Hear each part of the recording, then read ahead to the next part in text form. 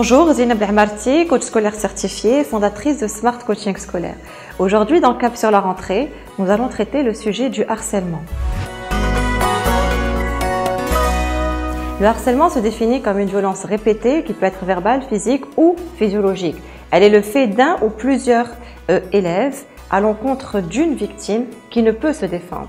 Lorsqu'un élève est insulté, battu, menacé, bousculé ou reçoit des messages injurieux à répétition, on parle alors de harcèlement scolaire.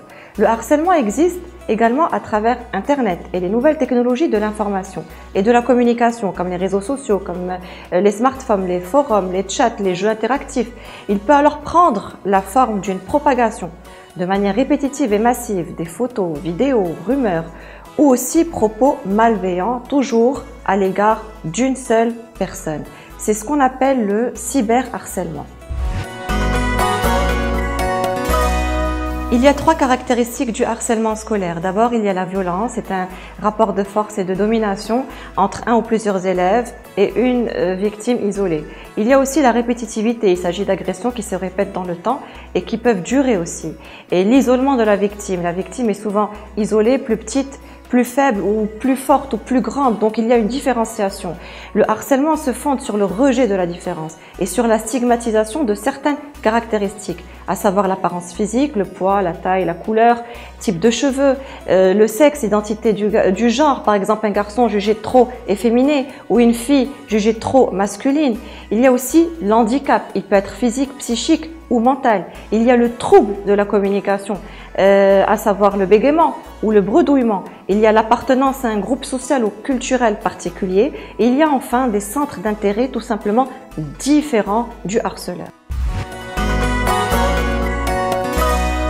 Les risques de harcèlement sont plus grands en fin d'école primaire et début collège. Pour les adolescents, la puberté les bouscule beaucoup. Les filles sont plus précoces à partir de 11 ans. Les garçons deviennent pubères vers 13 ans. Tout cela crée des classes mouvementées. Par ailleurs, le groupe prend le dessus à ce moment-là. Si l'on est exclu du groupe, c'est encore pire. Beaucoup d'ados cherchent des copains qui vont encore plus mal qu'eux pour se rassurer. Les phénomènes de harcèlement commencent à ce moment-là.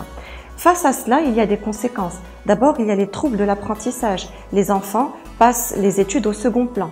Ensuite, l'enfant peine à travailler tout seul, va à l'école à reculons, notamment lorsque les enfants harcelés peuvent inventer mille et une excuses pour rester chez eux. Maux de ventre, maux de tête, etc.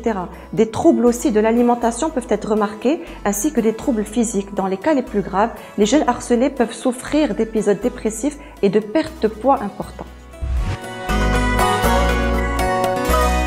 Concernant les solutions, il faut d'abord en parler avec la direction au plus vite, faire des jeux de rôle dans la classe et contacter les associations de parents d'élèves. D'autre part, il faut encourager les enfants à ne laisser aucun enfant seul, isolé et en détresse. Il ne s'agit pas là de demander aux enfants d'aller dénoncer les harceleurs, mais au contraire d'alerter les enseignants et de la situation de la victime pour qu'elle aille mieux. Comme je le dis souvent lors des ateliers contre le harcèlement, il y a le harceleur, la victime et surtout les témoins. Les témoins doivent agir en créant ce qu'on appelle la chaîne de la solidarité. Face à ce phénomène, il faut agir ensemble et rapidement afin d'éviter l'escalade de la violence. Merci et à bientôt pour un nouveau sujet.